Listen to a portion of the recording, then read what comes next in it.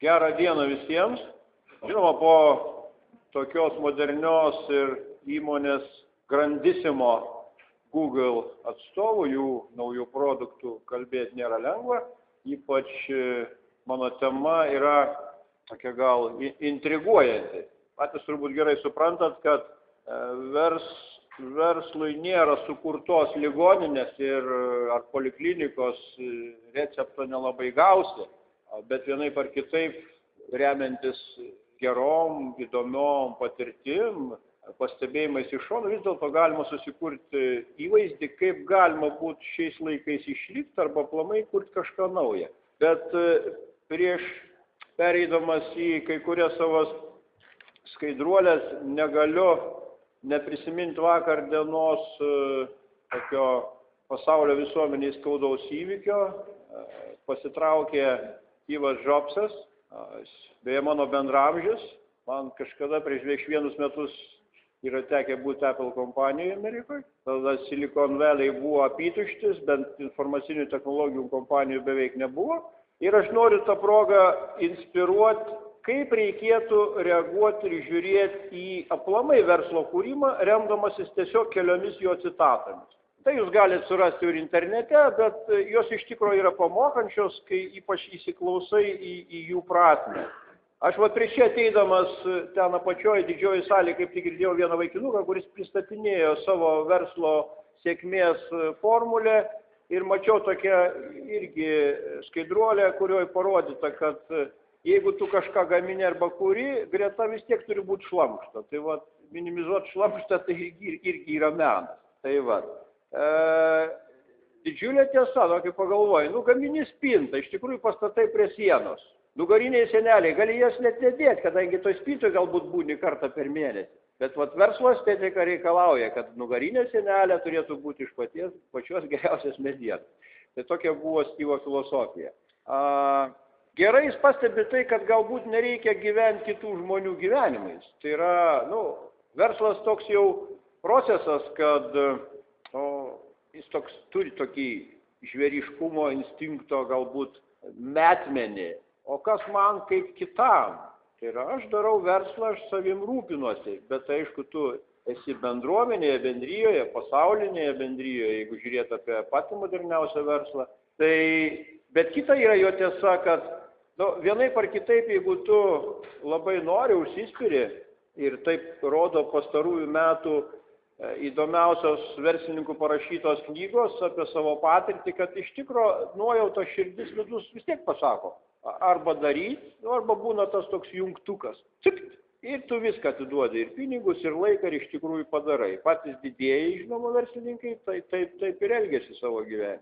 Ir aišku, labai pamokantis sakinukas, čia jis tiesą sakant, potekstė ta, kad Billas Gatesas truputį buvo apvogęs kaip ir Steve'ą Jobsą. Filmas yra sukurtas, bet yra tikra tiesa, kad kapuose turtas nieko nereiškia.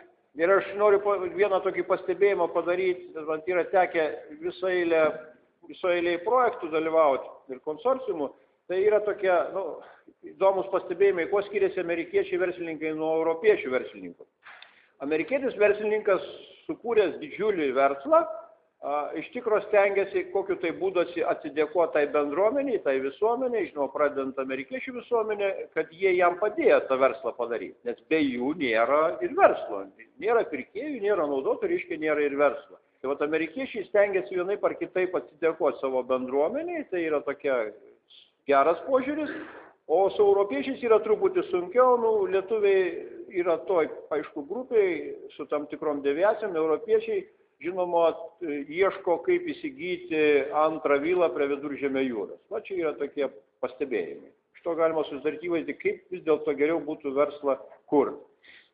Tokia galbūt pamokanti nuotrauka, kurią visi turbūt gyvenime vienaip ar kitaip, ar vienam ar kitam formate turbūt sutinkat, matot, tai stovintis vanduo, ten kūdra ar kas tai bebūtų, jį uždususi, netgi ir kvapus negerus leidžia. O kunkuliuojantis, stimuliuojantis vanduo vis dėlto yra žavu, įkvepia, rodo gyvybės požymius. Tai žinoma, taip yra ir su verslu. Ir aš noriu pateikti jums keletą tokių stovinčių minčių. Žinot, tai dabar, aš tiesą atsiprašau, kai kurių vis dėlto nepasiteiravau auditorijos, tikrai yra ir verslininkų, ir darančių verslą, ir matyt pradedančių, ir turbūt ne vienuose pranešimuose buvę, tai atsiprašysiu, jeigu kai kurie parodymai, sakiniai jau bus matyti, tai tų jau atsiprašysiu. Bet kuriuo atveju tai yra gyvenime pamokantis dalykai, kad jeigu kažkas kažką tai teigia, kad neįmanoma, tai iš dalies galima iškart netikėti tuom. Aš visiškai neseniai, taip savaitę greit bėga, ar tai antradienį buvo iš Japonijos švietimo ir kosmoso instituto direktorius atvykęs. Fizikos fakultete skaitė paskaitą, pilna auditorija buvo, tiesa buvo tokia auditorija iš pradžių maža duota, ten netilpo tie studentai dėstytojai, kam įdomu, perėmė didelė ir ta pilna buvo, bet idėja buvo tokia, japonai neseniai paleido, jeigu skaitėt spaudoj, tokį įdomų zondą ant vieno asteroido, zondas vadinosi Hayabusa, tai tokio tam tikro tipo plėšraus paukščio pavadinimas. Ir kai jie pasakė tą idėją, kad jie nuleis maždaug tokio dydžio daikčiuką ant asteroido, gana tiksliai ir po to grąžins mėginius į Žemę, amerikiečiai pasakė crazy, kad tai yra neįmanoma. Japonai tą padarė. O nors atrodo, grandai buvo pasakę, kad tai neįmanoma. Bet jie padarė. Taip. Čia iškyria egzotiški pastebėjimai. IBM vadovo, pavyzdžiui, prieš 68 metus, kad 5 kompiuterių užteks ir panašiai. O gyvenimas šiaip bėga taip greit, pasakysiu aš dar tą mintį. Aš čia taip Federal Express kompanijos atsiradimo progą vadinčiau lyg ir tokią nežiopsojimo formulę. Čia aišku, gal tas pasikalbėk su Dievu arba su ko nors protingu tikrai reiktų tą, bent jau su savim pasikalbėk, tai tikrai sveikintina idėja. Bet visada yra kokie tai mokytojai, jie turi konservatyvizmo pradą. Prastai vyresni matyt būna kalti tuom, tai reikia saikingai pamokymus arba patarimus vertinti. Aš visada savo, aš mėgstu muziką, kažkada diskotekas vedžiau prieš daugybę metų, visada žinau tą posakį, kai Elton Johno mokytoja pasakė, tu niekada negrosi ten pianinu. Man tai yra egzotinė frazė, aš nežinau, kur tai mokytojai paskiau dėtis, kai tas Eltonas taip iškilo. Tai žodžiu, reikia labai atsargiai vertinti pamokymus ir jeigu tikrai jauti vidum, sako širdim, tai ko gero skaityčiau, kad reiktų nerti tą temą. Iš tikro gyvenimas, pasaulis keičiasi labai greitai. Pastaruoju metu susikūrus, atsiradus kompiuteriam, vėlgi dėka Jobso, veikia taip vadinamas Mūro dėsnis, kur kas 18 mėnesių padvigubėja procesoriaus skaičiavimo sparta, tai atitinkamai jūs amžius, manau, pakankamas prisiminti, kaip greitai didėja įvairių saugojimo renginių talpos, kaip greitėja kompiuteriai, kaip atsiranda daugiaprocesoriniai skaičiuokliai. Tai mūsų gyvenimas lygiai taip pat greitėja ir reikia su tuo susitaikyti. Ir jam ruoštis, integruotis ir žengti koja kojon, tai ką siūlo gyvenimas ir atitinkamai technologijos. Tie trys tarp brūkšnelių pažymėti reiškiniai, jie visada žengia, daugiau mažiau fluktuodami, bet kartu. Ir vienas kitą netgi kartais, sakyčiau, gelbsti. Paskui sekančiuose skaidruoliuose bandysiu tai parodyti, kodėl gelbsti. Bet vienaip ar kitaip reakcijos gali būti dvi – optimistinė ir pesimistinė. Aš skaitau, kad čia dar keletą tokių apibrėžimų duosiu, nežinojusiam, nemačiusiam, kaip tas inovacijos gali būti apibrėžiamos, yra keleriopi būdai, kaip jas apibrėžti. Tai aš manyčiau, kad grubiai galbūt būtų pasakyta, bet iš tikro krizė aš vadinčiau inovacijų motiną. Tu gauni per pakaušį kažkokią tai problemą ir kaip iš jos išsisukti, vis tiek tu turi surasti kelią. Neįsikiai žudytis, ten nelysiai kapus, kad kilo problemų. Reikia kažką padaryti. Jeigu reikia padaryti, jeigu ypač tai yra verslas, tai turi vienaip ar kitaip inovuoti, tapti inovatorium, ten keisti, technologijas naujas įvesti, žmonės kitaip apmokyti, verslą pasukti kitą kryptim. Tai tikrai nesakyčiau, Ir pateikiu pavyzdžius, tikrai nesakyčiau, kad krizė reiškia inovacijų pabaigą, arba aplamai asmens, arba įmonės, kompanijos, arba minties, arba inovacijų pabaigą. Anaip tol ne. Todėl, kad per praėjusią amžių visi praėję turbūt tą kelią, visos praėjusio amžiaus naujovės vis dėlto yra gimę atsiradę krizių metu, ekonominių sunkumų laikotarpį. Ta pati televizija, tas pats internetas. Taip, verslas. Gali būti dalykinė pozicija, gali būti formali pozicija į tuos faktorius išvardintus, nes vis tiek verslui reikia ekonominės naudos, turi būti kažkokia ekonominė veikla, pridėtinės vertės, vertę nebūtinai sudaro pinigai, gali būti socialinis kapitalas, kuris po to padeda, žinoma, pelnas ir jau kas visada yra didžiausias draugas verslo, jeigu verslas yra tikrai geras, rimtas, ypač priešakinis, naujausias šių laikų, tai nuolatinis palydovas yra rizika, išvengiama. Ją reikia mokėti valdyti. Tam yra aiškiai atskiri modeliai, tam tikslui yra įvairios konsultacinės kompanijos, pasaulyje ten jos brangesnės, yra ir Lietuvoje, aš atstovauju kompaniją Lietuvos inovacijos centras, kurie irgi galim konsultuoti šiais klausimais. Na, yra tokia savoka, samprata, kad, ir tai yra tiesa, kad verslo be mokslo vienaip ar kitaip nėra. Nes iš tikrųjų, nuo neatmenamų laikų fundamentiniai tyrimai yra ta, ką žmonės mažiausiai supranta ir kišasi. Jie nustato kokį tai reiškinį, kokį tai būvį, kokius tai dėsnius ir po to tai transformuojasi evoliucijos raidoj ar mutuoja į daiktus, įrankius, matavimo prietaisus, paslaugas ir taip toliau, taip toliau. Taip kad ta kabutėse UAB mokslas iš tikro turi sąveikauti su moksliniais tyrimais, eksperimentinė plėtra, ir rezultatas visuomeniai. Ne veltui yra kalbama, kad šiais laikais pasaulio visuomenę reikėtų vertinti žinių visuomenę, tai produktas būtų, ar paslauga, tai būtų žinios, neišvengiamai. Žinias visada galima parduoti, jas galima transformuoti, jomis galima inovuoti, o šiaip žinios, informacija visada buvo pats didžiausias turtas. Netgi sakyčiau, ne pinigai yra didžiausias turtas, o žinios yra didžiausias turtas. Mokėti reikės parduoti arba integruoti savo verslą. Čia keletą tokių kanoninių formų, tai reikalingi tyrimai, į juos reikėtų žiūrėti galbūt irgi keleriopai, tai mokslinius tyrimus galima pirkti. Europoje tai tuo tikslu yra programos, yra taip vadinami frameworkai, yra ir kiekvienoje valstybėje, kurios truputį atsilikė ten turiniai fondai, yra numatytos priemonės, kur tu gali pirkti pigiau. Tai yra, tu šiek tiek įmoki, o tu iš tų fondų gauni lėšų ir gauni produktą. Gauni kokį tai, bet reikia kažką tai, nori pradėti naują verslą, bet tu nežinai, ar tai veiks. Perki mokslinius tyrimus, tau duoda išvadą, tavo tampa nuosavybė ta išvada ir tu tada ramia galva gali daryti verslą, nes tu žinai, kad tai veiks. Ar tai bus procesas, ar tai bus kažkoks tai matavimas, ar tai bus galų gale netgi standartas. Standartas, tarp kitko, irgi yra rezultatas. Tu gali nusipirkti tyrimus, kad gaus standartą ir tuos standartų manipuliuoji.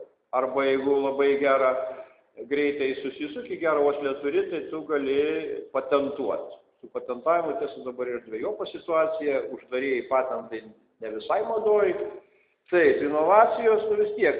Iš tikrųjų tai yra į rizikingus pokyčius orientuotas procesas, kurio metu žinios kultūrinė aplinkoje paverčiamos konkurencingų produktų ir paslauga. Čia tokia kaip malda, kurią iš tikrųjų bent jau vidinis jūsų jausmas, jeigu darot verslą, jums yra žinomas. Čia gal praleisi inovacijų parbažymai.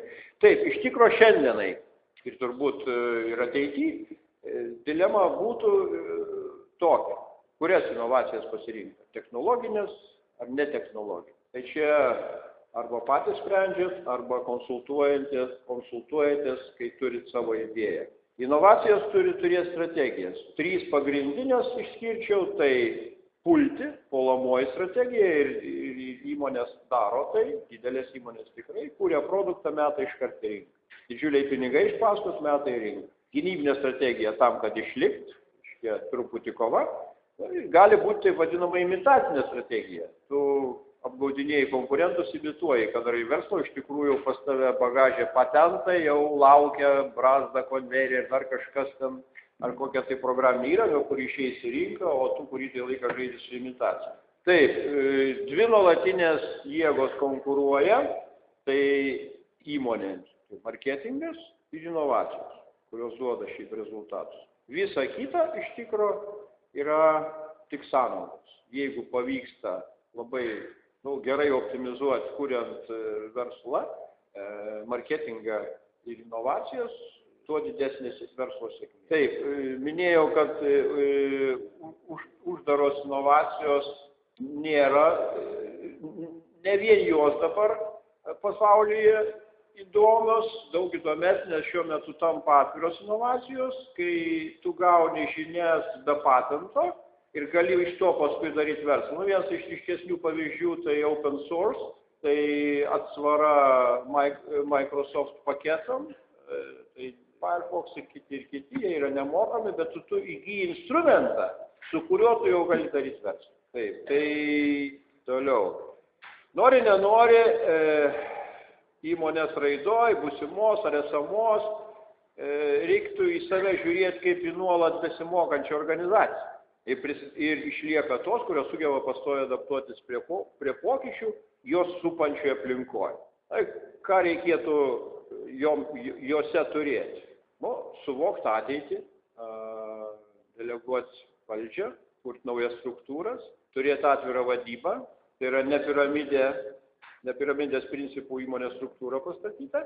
Pavyzdžiui, dėl ateities suvokimo, aš turiu iki šiandien dienai tokį, man taip gyvenime teko pabuvoti prieš 6 metų Intel Academic Forume Gdanske, kur buvo nupiešta Intelio 2015 metų ateitis. Tai yra dar man dar 4 metai likę, aš jau žinau tą ateitį, nes ateitį formuoja tos didžiosios įmonės. Paskutinėse skaidruolėse aš tai parodysiu.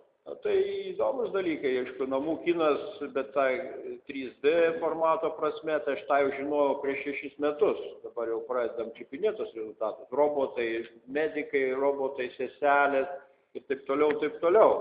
Sakykime, dulkė kompiuteris turinti daugybę daviklių, tu jo net nematai. Visą tai turi pradėti atsirasti 2015, aš jau sukuosi, 2015 metais. Gerai, čia prabėgsiu keletą. Pavyzdys, kaip kultūrą kitą turėti. Pas amerikonus tai yra kenkėjas, pas kiniečius tai yra gyvūnėlis, o šiaurės Tailande maistas. Pokyčius inicijuoti reikia, tikrai yra nuolatinis, yra studija atlikta kažkurioj tai valstybėje, dabar neprisiminsiu. 80% visada prieštaraus pokyčiam. Tai irgi reikia žinoti, kuriant verslą, jeigu turi savo kolektyvę bendradarbių, bendraminčių, tikrai bus pasipriešinimas pokyčių. Bet jeigu tu gerai save nustatai, širdis sako, kad galėjai, tai tu gali nugalėti tuos. Tai, pavyzdžiui, šitas pavyzdėlis, ta nuotraukytė rodo, 3 galimi pardavimo objektai. Gali parduoti rankšluostį, gali parduoti katę, gali parduoti gyvenimo būdą, tai yra gyvenimą ant rankšluosčio. Kaip žiūrėti? Tokios eglutės gali būti, niekas nepasakė, kad taip negali būti. Bet čia tik paklausimas, 4 skaidruolės liko, čia tai kaip testas. Rodau kabelius, atrodo, kas čia tokio. Kompanijos pavadinimas Leslos, gal kas esat susidūrę, žinot. Iš tikrųjų, tai yra lietuviška kompanija, jie reziduoja Kaune ir savo verslą iš karto kūrė pasaulyje. Tai mano patarimas, jeigu turit jausmą, nekurkit niekada Lietuvai, arba miestui, arba kaimui. Iš karto. Tai jie taip ir padarė. Su visais tais integruotais pardavimo moduliais. Bet ir idėja ta, kad jie buvo įvaldę technologiją labai aukštos kokybės audio video kabelių.